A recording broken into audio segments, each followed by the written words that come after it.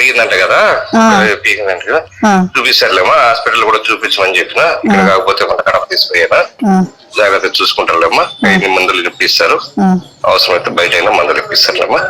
అదే సార్ ఇట్లా మా బాబుకి అయినట్టుగా ఎవరున్న పిల్లలకు కూడా అట్లా కాకుండా అది చెప్పిన ఆల్రెడీ పట్టమని చెప్పిన. ఏందనంటే మనకు చట్టంలో కుక్కలు చంపకూడదని ఉంటాయి. మనం పట్టుకొని దానికి మందు ఇచ్చి మళ్ళీ వదిలేయాల్సిందే. కాబట్టి చెప్పిన ముందైతే పట్టుకోమని చెప్పిన అందరికి, తీసేసుకుంటానమ్మా. మధ్యాహ్నం ఇప్పటి నుంచే పట్టుకుంటారు, మధ్యాహ్నం నుంచే పట్టేసుకోవచ్చు. ఆ పని చేయండి సార్, పిల్లల్ని నాశనం చేస్తున్నాయి సార్, పిల్లలే కాదు పెద్దోళ్ళని కూడా నాశనం చేస్తున్నాయి సార్.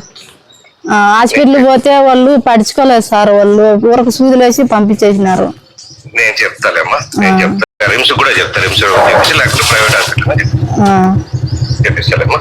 మేము బీదవాళ్ళం సార్, మేము యానాదోళ్ళం, కూలి ఏదో చూడండి సార్, మీకు పుణ్యం ఉంటుంది సార్. మేదర బిడ్డలు 4వ సంవత్సరం పిల్లోడు సార్, బడి పోయే పిల్లోడు వాడు. ఇబ్బంది లేకుండా ఖర్చు లేకుండా చేపిస్తాను.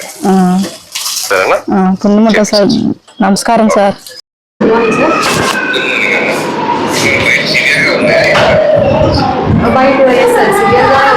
బాగా గట్టిగా తగ్గింది సార్ అబ్బాయికి, బాబుకి కొంచెం పస్ ఫార్మేషన్ కూడా స్టార్ట్ అయింది, అబ్డమెన్ దగ్గర అండ్ హ్యాండ్కి కూడా అయింది సార్.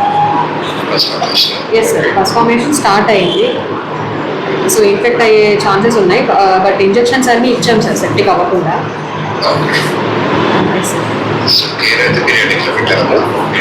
ఎస్ ఎస్ సార్, చిన్నపిల్లడు, సో పీడియాట్రిక్ కేర్లో పెట్టాము. సో అవసరమైతే RIMS, yes sir, RIMS government హాస్పిటల్కి చిన్నపిల్లల కేర్ దగ్గర పంపిస్తాం sir. Okay sir, thank you sir.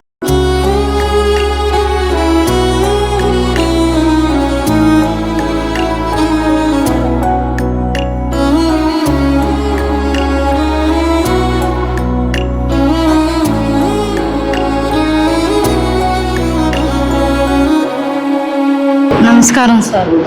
మా బాబుకి బాగా సారు మేడం బాగానే చూపించన్నారు సార్. మీ దయ చూపించారు, బాగున్నారు సార్.